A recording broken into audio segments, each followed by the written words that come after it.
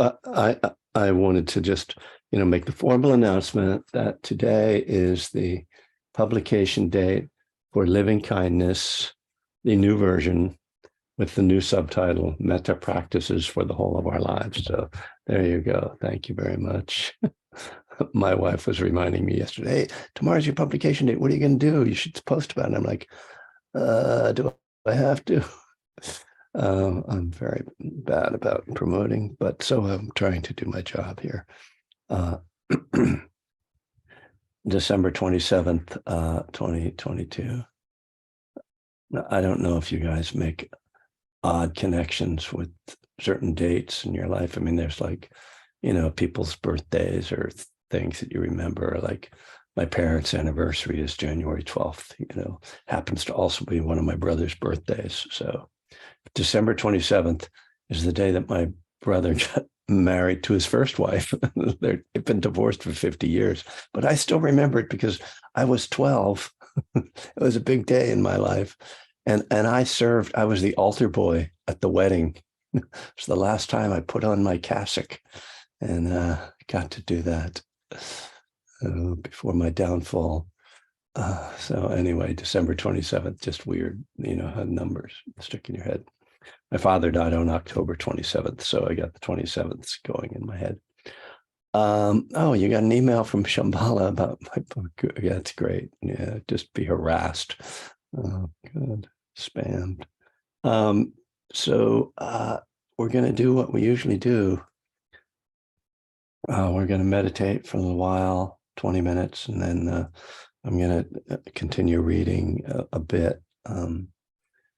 But yeah, I was reading this article I was saying before the recording started about people who still feel at risk and who are being very careful, and feeling like outsiders. And there was a particular story about someone who had been doing some social thing online, and then it stopped because people went back to being in person. So the nice thing about this is I don't see any reason to stop doing this, because it's not, we're not just doing it because we can't meet in person, which we could. I would be willing to at this point, but we're doing it because it brings people together from all over, and that's fabulous. I love that.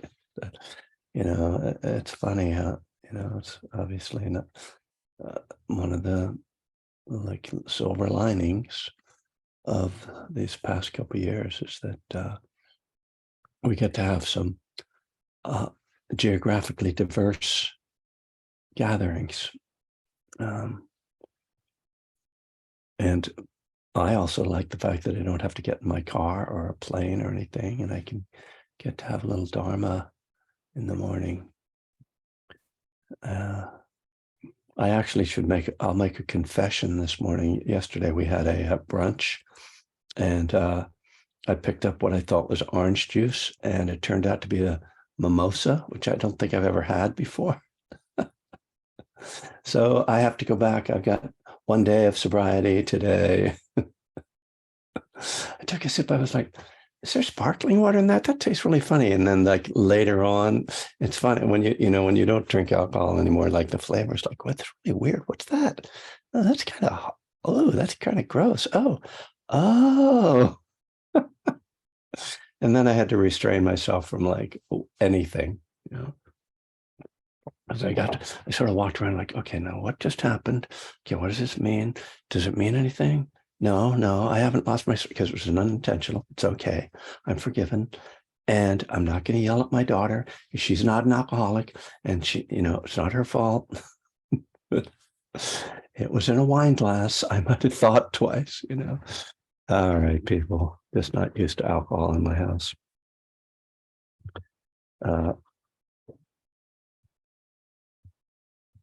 That's my confession. Thank you. Bless me, Father, for I have sinned. All the Catholics in the audience are like, oh, yeah, I remember that. Being 7 years old, going into a confessional, what did I do wrong? What do I have to confess. And then you make shit up, and then you're like, wait a minute, I just lied to the priest. Isn't that a sin? Like that doesn't seem right. Okay, then here we go. Just to get off to a rousing. To me, it feels sort of like a new year now. I feel like I got through. We had a very social few days. And, a lot of good food, and now I have to go on a diet. So it's another person is coming in. I think they were already in. So yeah, let's meditate, and I'll try to act like a Dharma teacher again.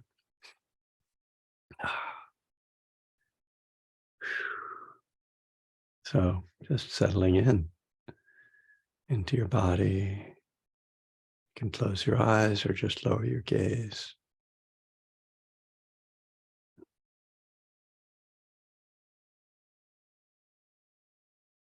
And this transition moment can be so interesting.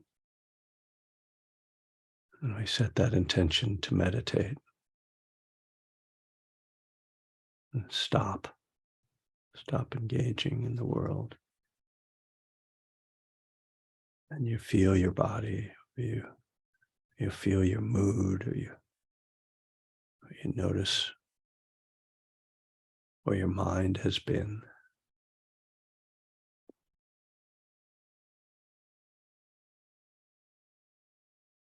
And in a way, it's like we can feel the momentum of life energy. So even though we, in a formal sense, have stopped, can feel that there's still movement.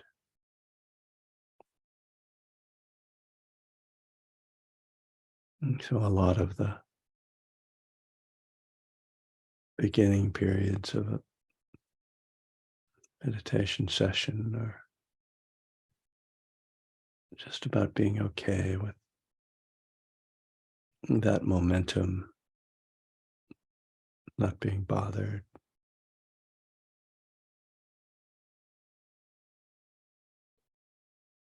So taking some mindful breaths.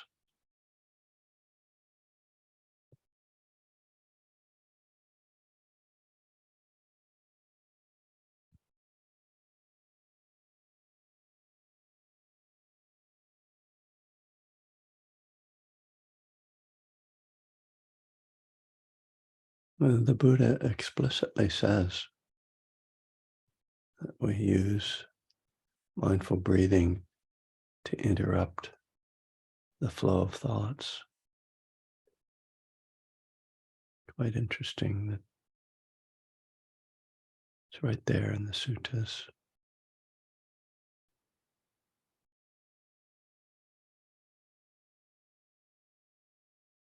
It doesn't work like magic or like a pill. It doesn't automatically stop your thoughts. And it kind of begins the process of settling, breathing in, breathing out.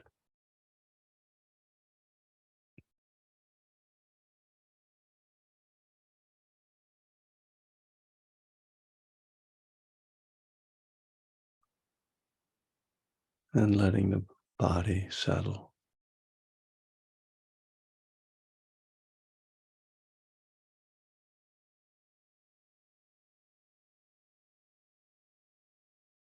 Just as the mind is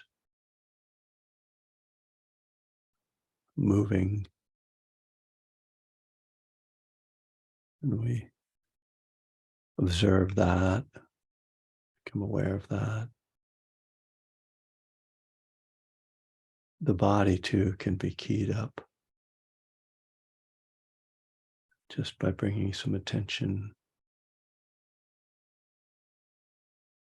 into that tightness, tension.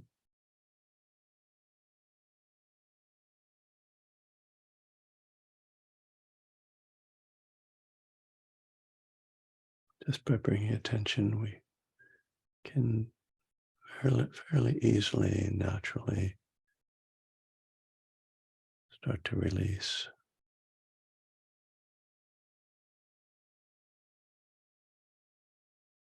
You might focus on individual points in the body, or just have this overall letting go feeling.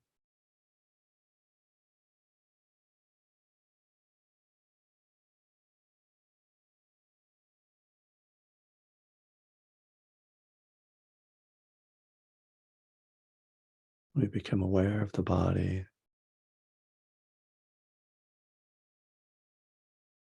Sometimes there can be some discomfort or mild irritation in the body, or there might be something very pleasant in that sense of ease, relaxing.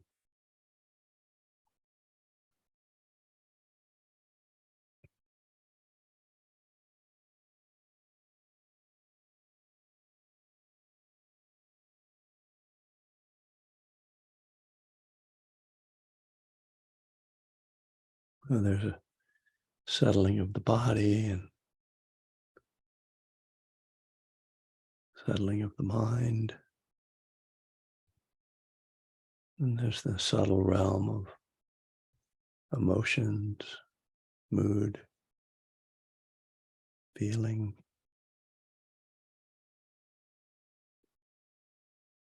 That again may have some momentum from our day, from our life.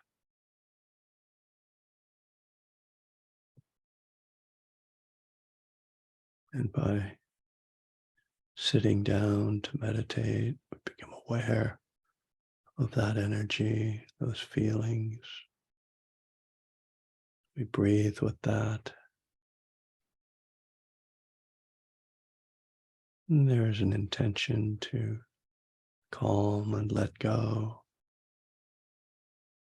with the acknowledgement that, again, we can't just automatically make feelings change. Well, there's a kind of balance between acceptance of what is present and a gentle effort to calm and soothe the feeling realm.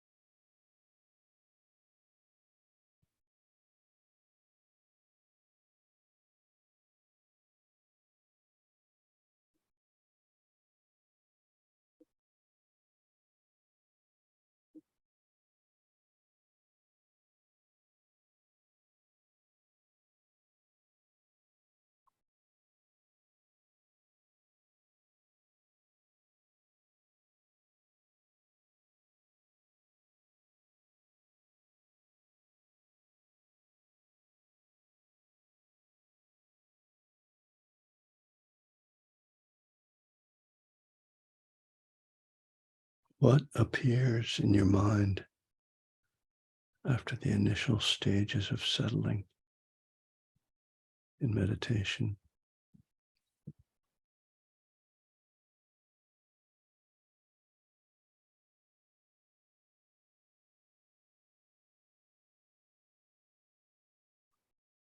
Often it's like revealing the undercurrent, something you've been thinking about, or something that happened recently. Maybe some music you were listening to, some plans you made.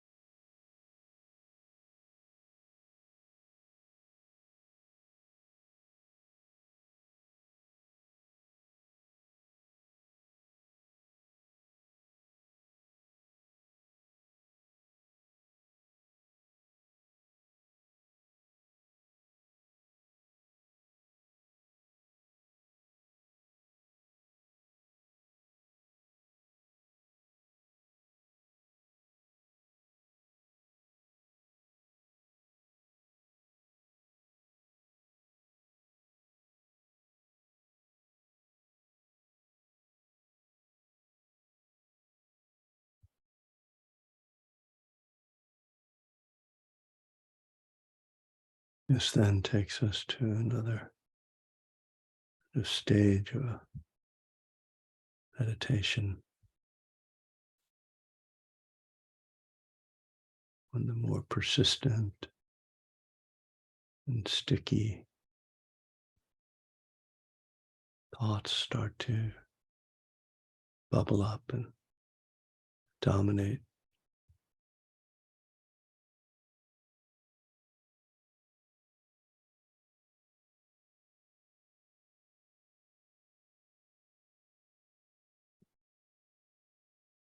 There can be either a strong emotional connection that gets triggered,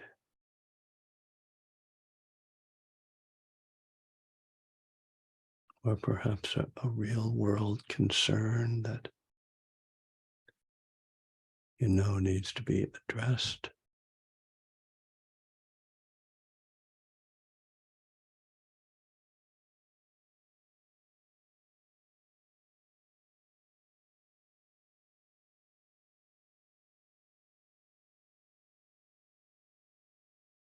But here is where the idea of letting go becomes more challenging.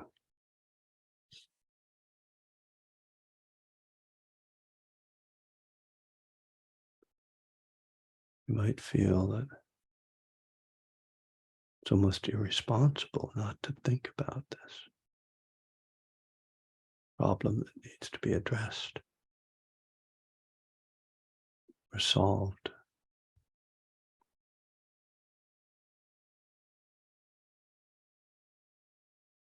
Or it could be that it's a habitual concern.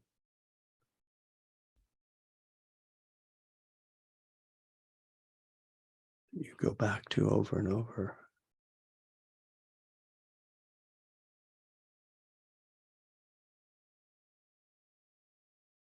So that groove has been dug into the mind. Default area of worry or concern.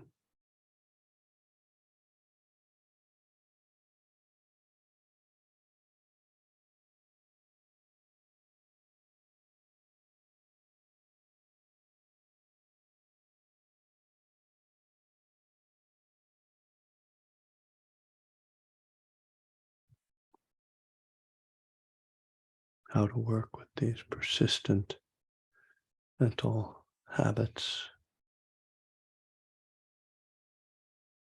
Really one of the things that we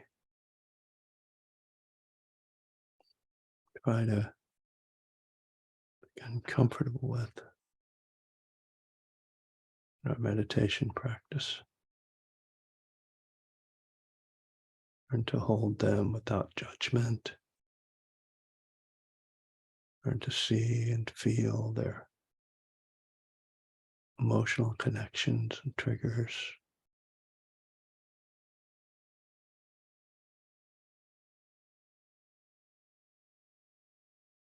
To recognize their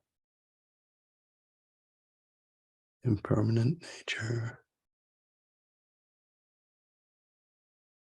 their ultimately empty nature, that they are just thoughts in the mind.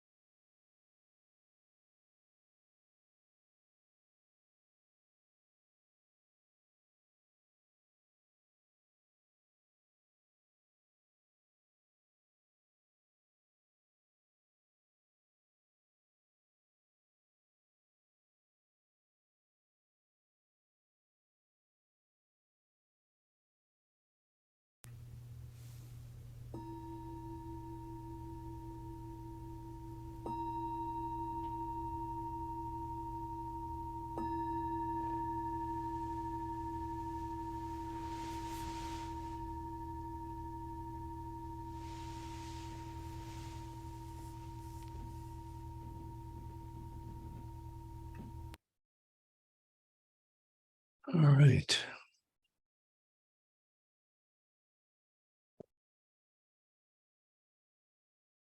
We've been doing these hour-long sessions now for so long that I just I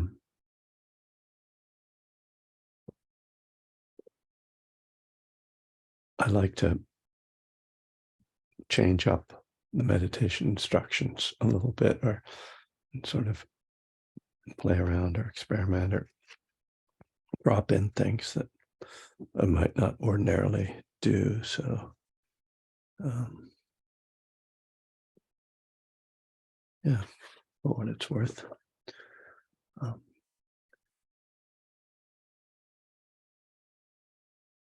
So I'm going to read a little bit from A Burning Desire, Dharma, God, and the Path of Recovery, my second book, published in 2010. And this is a book that's the motivating idea behind it was to write about higher power from a Buddhist perspective. And very much a response to people's questions that I had been getting at that point. One Breath at a Time was published in 2004, and I started to become very active and teaching after that, and getting a lot of invitations. But I continued to get a lot of questions and about higher power, and so this book evolved out of that interest and concern. Just to, as I read it, it's for those of you who are artists of any kind or whatever, go back, or go back and see something you did in the past. It could be a picture. There's this awkwardness about seeing your younger self or your earlier self and the ideas you had or how you approach something. I'm not particularly upset about anything I said in here, thankfully. Not a lot I want to take back, but I will say that the approach to writing is very much in this sort of Dharma book style of always telling illustrative stories about whatever topic you're covering. And I did that a lot in One Breath at a Time, to the point that I was like running out of stories and then making stuff up. But not to confess to, writing fiction in my nonfiction. But when I got to this book, I sort of didn't want to. I think I was running out of energy on doing that. And so almost everything in this book that's a story is a story about me and my life. And just, to say, like, reading that, I don't really like reading all that stuff. I like reading the Dharma stuff I don't really like. And so I'm going to skip over. I'll summarize some of the personal stories in this section because it just gets tedious, and it does start to feel like reading a memoir of Kevin Griffin or reading Dharma here. So anyway, there you go. So I'm in the section on step 3 on page 153. And this is, I would say, this opening section here is really something that I have been saying in one way or another for the last 20 years or 15 or 20 years. And so it's to come upon it as I was reading it earlier this morning, I was like, oh, okay, here's where I wrote this down probably for the first time. And it's something that a lot of these ideas are things that I say almost every time I talk about step 3. So this section is called Turning Our Will and Our Lives Over to the Path. The phrase, turned our will and our lives over to the care of God, can be one of the most troubling in the steps. For those uncomfortable with the Western theistic tradition, the language here can be off-putting. It certainly has the tone of Christianity, and in our polarized culture, such a tone can be enough to send people running out of a 12-step meeting. It doesn't have to be this way.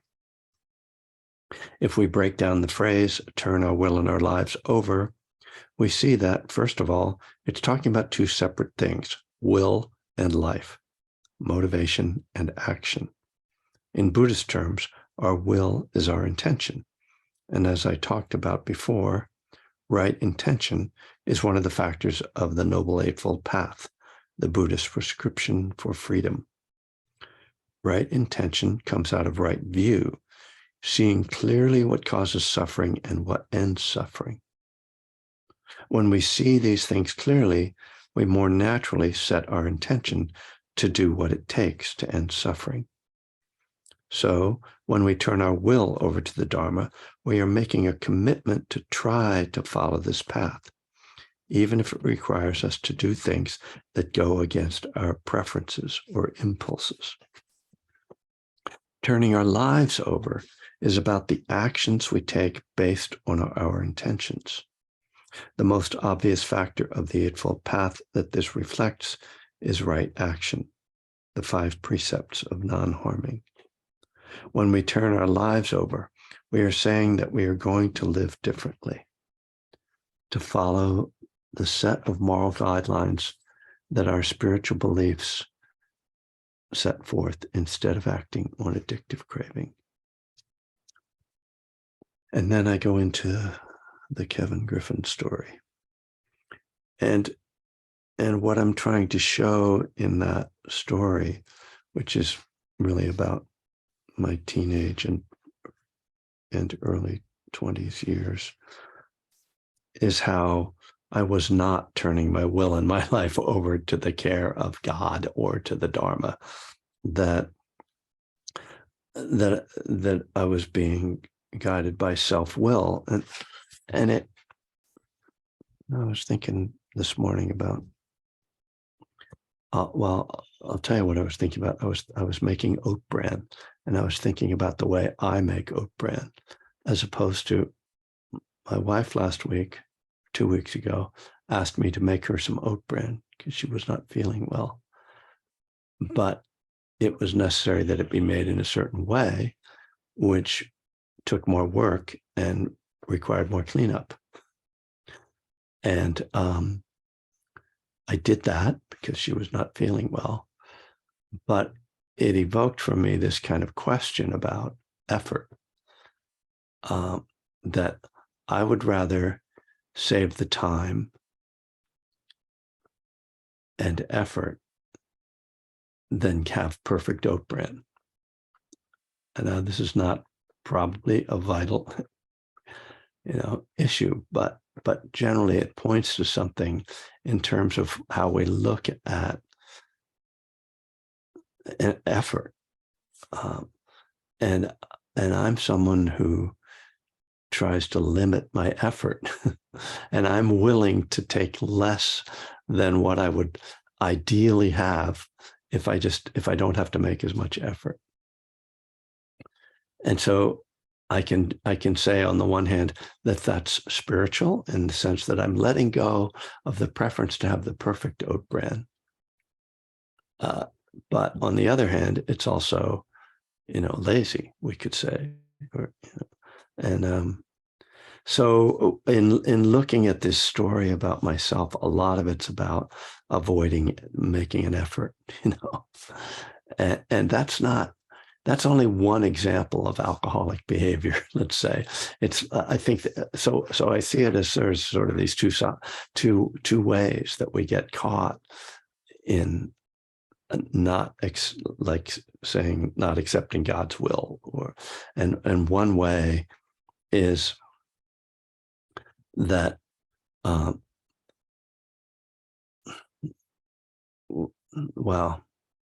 is this very aversive, like, I don't really, that's fine, I'll live without it,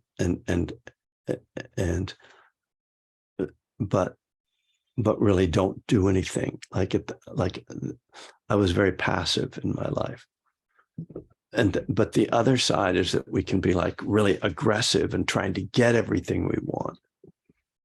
And either of those extremes, is sort of avoiding this middle way of turning a will in our lives over. And I think, it's a persistent question in recovery, how much to try to accomplish things and how much to let go.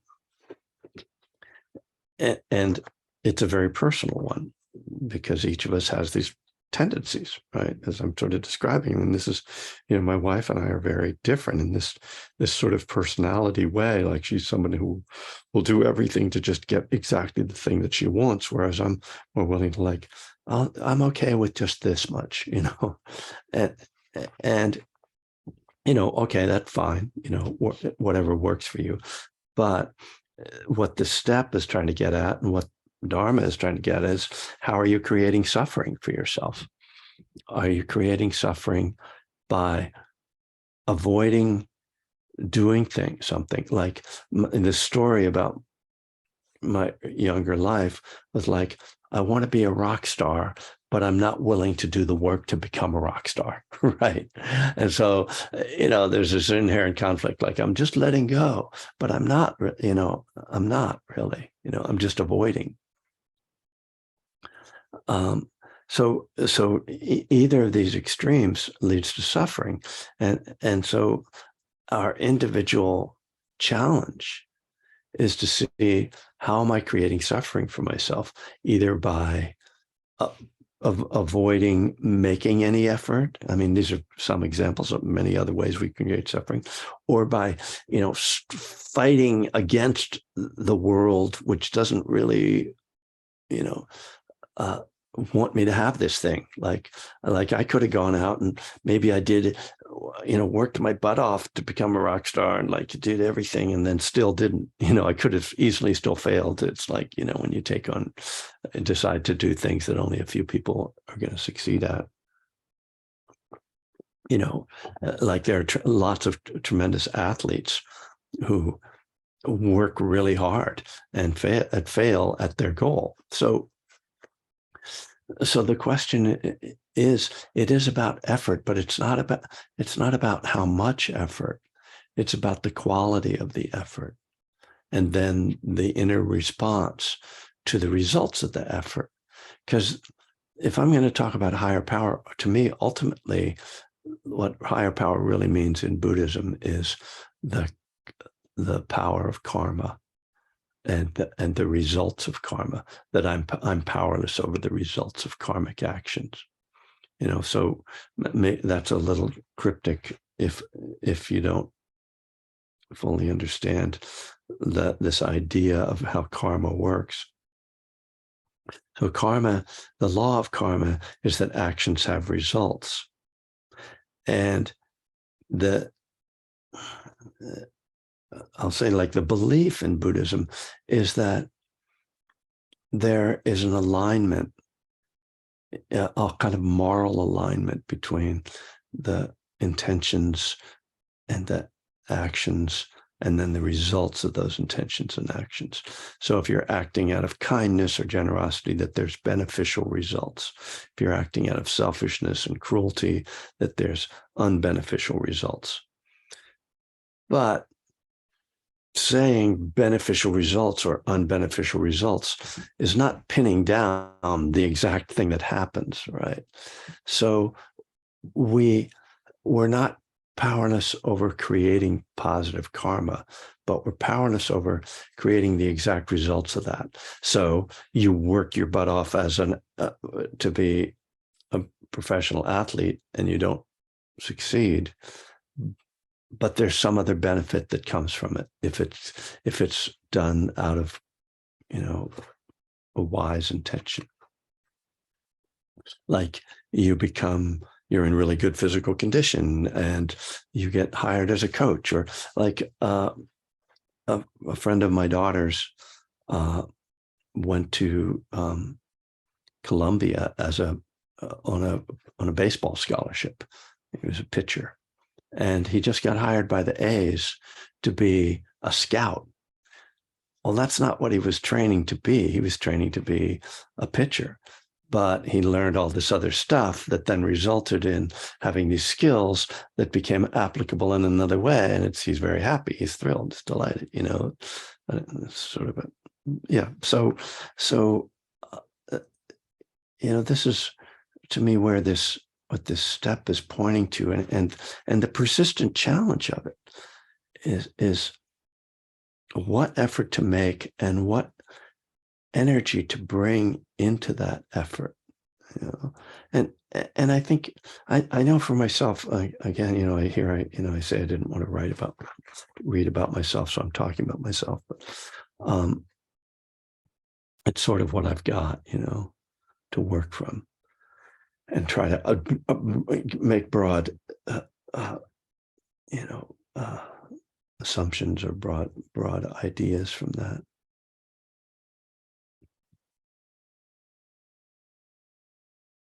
I've kind of, I think what I see is that I have this kind of range of effort that I can make, and I can get, if I get to the far extreme of letting go, I'm basically just being passive,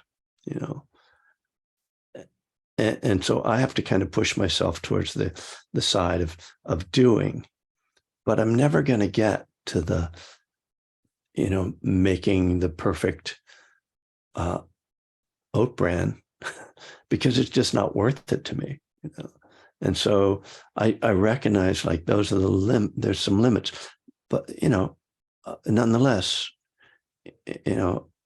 I do make breakfast for myself, like I do eat, and I try to eat healthy, right? So I mean, this applies very much to writing books, right? Like, I could probably write better books, if I were more whatever persistent. All right, now I'm really going off the edge, so forgive me. It's interesting. These last few days were so the social, and you know how you get like you lose yourself, especially if you're an addict. Like, oh, am I losing myself? So I did meditate each morning, but not for quite as long as normal, and so it was interesting coming back today and going, okay, I'm gonna. Geez, this morning it felt good. It's like coming home after a long trip. Fortunately, I didn't have to make a trip. God forbid. But there's a little bit of that. Okay, let's get grounded again here. And I yeah, actually had a very delightful time, but also really like this morning I just started, okay, I'm going to clean up my closet and I'm going to start to work on the garage. And then and it was like, that sounds really great. Like, when you're getting excited about cleaning out the garage, that you're really kind of like off somewhere different. All right, folks, I got to hear from you guys because I'm powerless over my own brain. Somebody say something. Say hello. Oh, hi, Eric. Are you the Hawaii person? Is that right? Say again? Are you the Hawaii person? That's right. Yeah. Aloha, mele kalikimaka. Oh boy. Okay. And you're the person who didn't make it to the retreat last year. I did not. I'm not going to make it to this one either, but not for any sickness or illness, just because of no excuses. Someday we'll do it. I'd be happy to come out there and teach you a one-on-one retreat. I may take you up on that. Careful what you say on here. Well, there will be a fee involved. So, I just wanted to thank you for the subject because it was something that came up over the holidays for me. And that I started my own business about 18 months ago. And I was very concerned about leaving things for the holidays to go visit my family in California. and worried that everything would light itself on fire while I was away. And the unusual thing that happened was that more things resolved themselves with me not doing anything. Yeah. Which made me think I just need to do less. But I think you really hit on it. Well, at least for me, and then what I'm hearing, it's a balance, and it's a tricky one to try and find, but it is.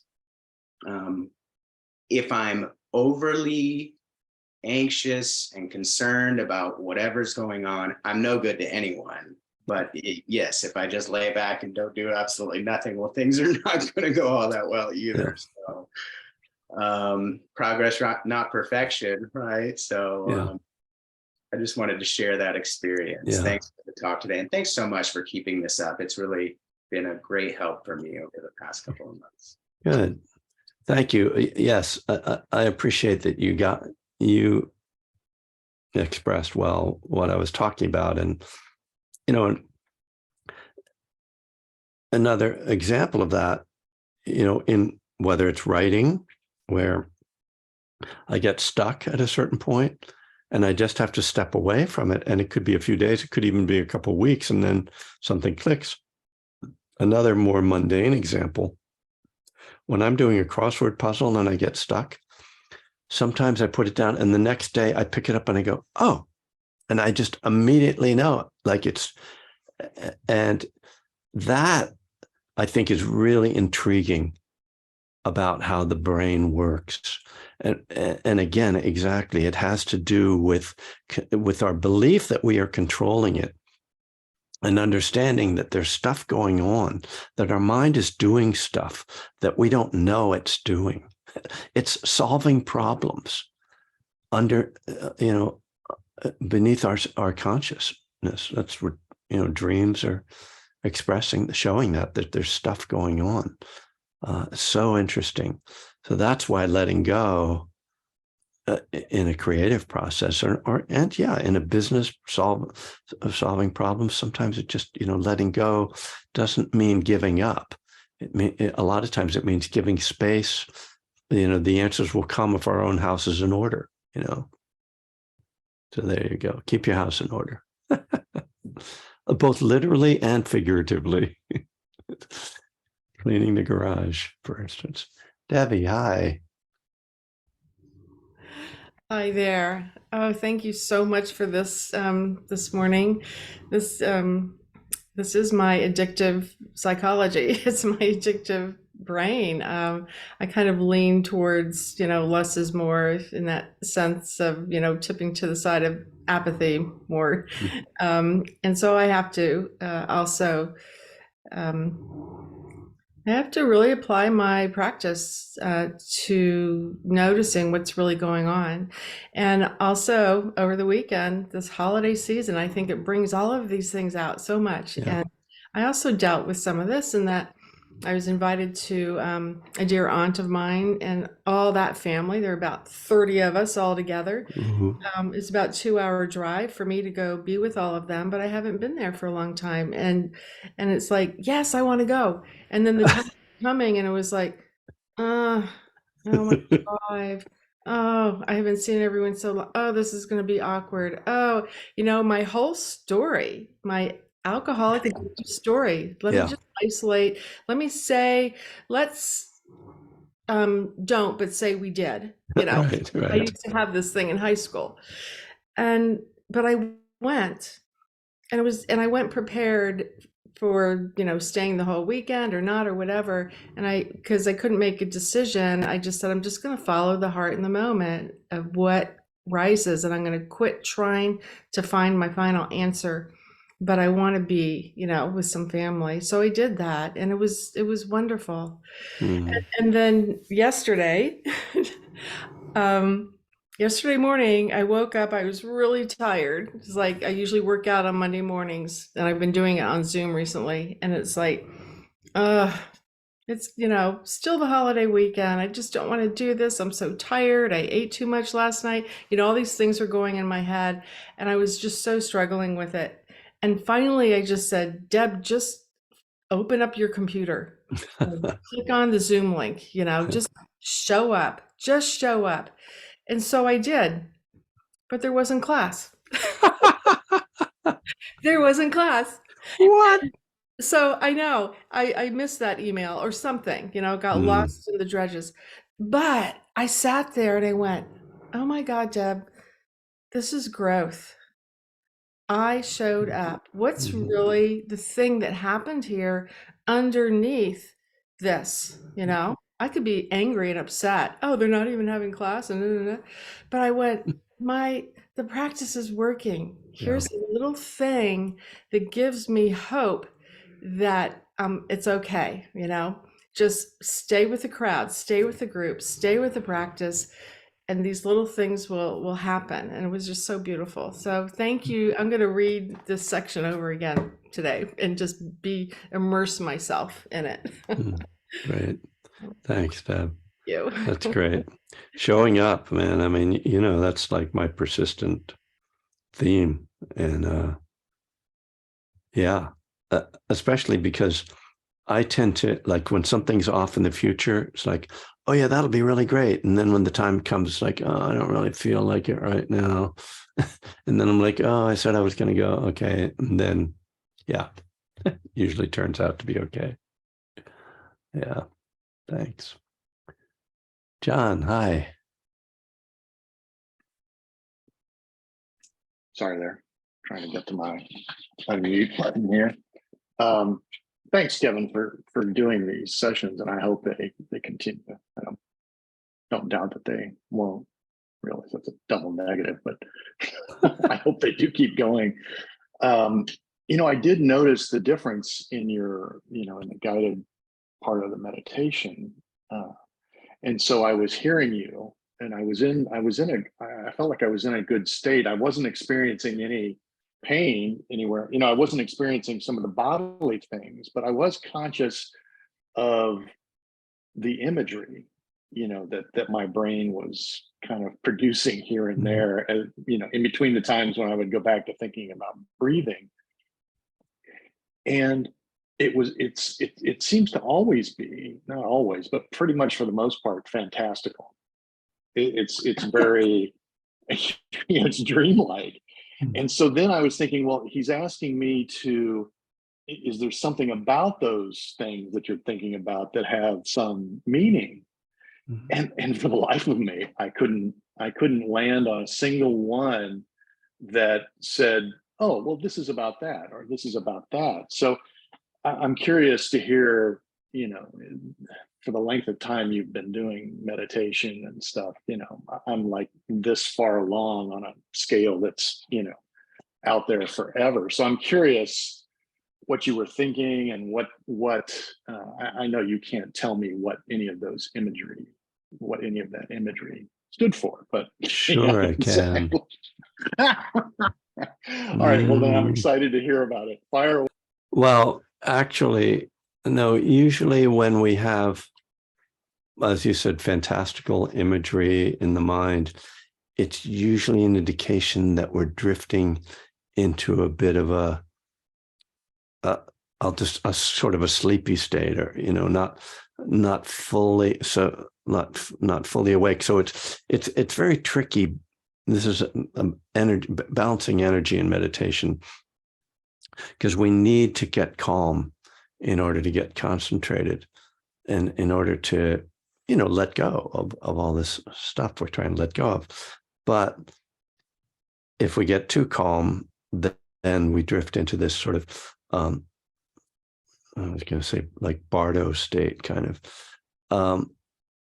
and so we need energy. Actually, it's really one of the critical and most challenging aspects of meditation, is to have enough energy without getting agitated, and then be calm without falling asleep.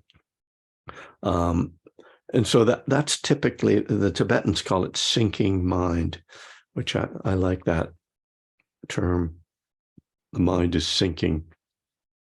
And it can be quite seductive, actually. Sometimes people encounter these states where they're like, I think I'm getting enlightened, because it's like sort of feels sort of magical and spacey. And so that's typically when someone describes something like you described, that's what I think it is. So yeah, and so yes, there is no logic to it. So when trying to apply the sort of mindfulness to, oh, what am I thinking about?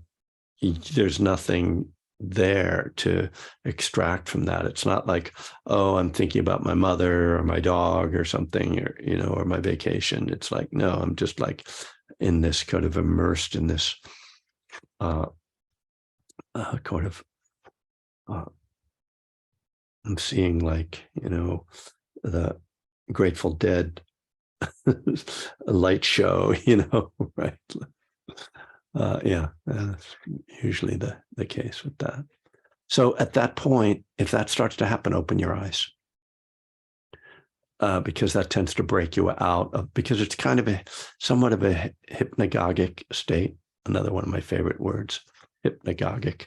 I'm not even sure. So you're somewhat hypnotized, which is something that meditation teachers do. We hypnotize people sometimes, and I try to encourage the people I teach to teach meditation to not do that, because you can, if you get good with your voice, and you start to get a certain dance, you can take people into, and obviously I'm trying to guide you partially energetically.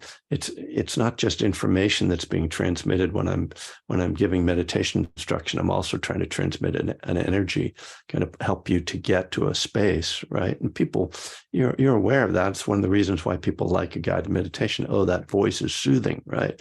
But it can be used in a manipulative way, or it can just be received in a way that's too drowsy, inspiring, too hypnotic. So just open your eyes for a moment. Yeah, that usually snaps you out of it, and then just kind of like, oh, sit up straight, take a breath, and keep your eyes open as long as you need to. It's good to learn to meditate with your eyes open, because that then helps you to be mindful in daily activities as well. And certain Buddhist traditions teach meditation with the eyes open. The Shambhala tradition, the Zen, they actually advise meditating with the eyes half open. Thanks. Yeah. And Marina, hello. Hi. Hi. Happy Christmas. Happy holidays. Happy Christmas. I had a question more about the effort, and you were mentioning that for you don't necessarily go all in with the full effort for yourself. But what is it the case when we do things for other people? What is it the case when, like, isn't it what we learn or teach here, like good merit, right, and good deeds to actually put effort into what we do for others. So I always wonder, sometimes I have it more in me to actually put it out for other people, but sometimes I notice my own tendency not to really give all I have when I offer things. And then I usually kind of feel empty, and I feel like I kind of failed in a way. So I'm just not sure where's the happy medium in it. I mean, I think it's the same challenge, that there isn't an answer, right? There isn't a right amount to do for others. I mean, on the one hand, because there we're balancing not just our own suffering, but their suffering as well. And because in our own effort, we're just saying, well, am I creating suffering for myself through striving too much, or just giving up without? But then you're looking at, well, this person needs help, and how much am I willing to do for them? But we know we can create joy for ourselves in that, but we can also create suffering. And I think it's always situationally dependent. It's just in that moment we have to kind of see, well, what's happening here. What can I give? It's kind of when we give the Dana talk at the end of a retreat. Can you give enough that you feel that you're being generous, but don't give so much that you deplete your own resources? And as you say, if you hold back too much, there's this sense of sort of disappointment in yourself and sort of, kind of, just a dissatisfaction. Like I could be a better person, but it's not easy, and I think again, we have to know ourselves, and then, to some extent, base our effort on who we know ourselves to be. Like I'm a very self-centered person. I don't tend to be very helpful to other people. So I have to encourage myself and remind myself to be more giving. But there, the other end of the spectrum, the more the codependent end, is like people who don't take care of themselves, and they, all of their self-image is rests in taking care of others, and then they have to pull back from not being so generous, not giving so much away. And so that's why there's no right or wrong answer. It's very much your own knowing yourself and what's working for you. Is there a situation you're thinking about particularly? Yeah, I'm thinking that this weekend I was teaching something here. I was offering workshop, and it was actually a Japanese art of self-reflection. I don't know if you've heard of Nikon. Yeah, it's really pretty powerful. Yeah, and I've done it a few times, and I wanted to offer it. And it was interesting because we had some guests here that are struggling, and a few of them had a really, really deep depression. And Nikon is not the practice that goes really well if it's offered to a deep depression. Right. And I just noticed myself being so tired the second day that I and it's exactly that, like how much can I show up here, and how much can I share and keep a safe space, and how much can I be helpful, and can I just show up? Is this enough? Is it not enough? And then and then the mind goes like, oh shit, this is bad, this is bad, I'm not completely supportive, and then the rest is like the cycle, right? But that was exactly that. Am I preserving myself by this, or what can I do in this situation, right? How do I really offer enough, but also keep myself safe? And it's tricky sometimes, because sometimes we forget to just what you said, I felt really tired. That immediately to me says these people's energy was draining you, and as teachers, that's one of the things we have to be very careful about. And, if you ever worked with shamans around this stuff, they're very well, protect yourself. I had some shamans tell me I should always wear a red belt to let, and it's very much sort of like a Carlos Castaneda type of thing, like protecting your energy. I don't do that because red's not really my color, but, but I think,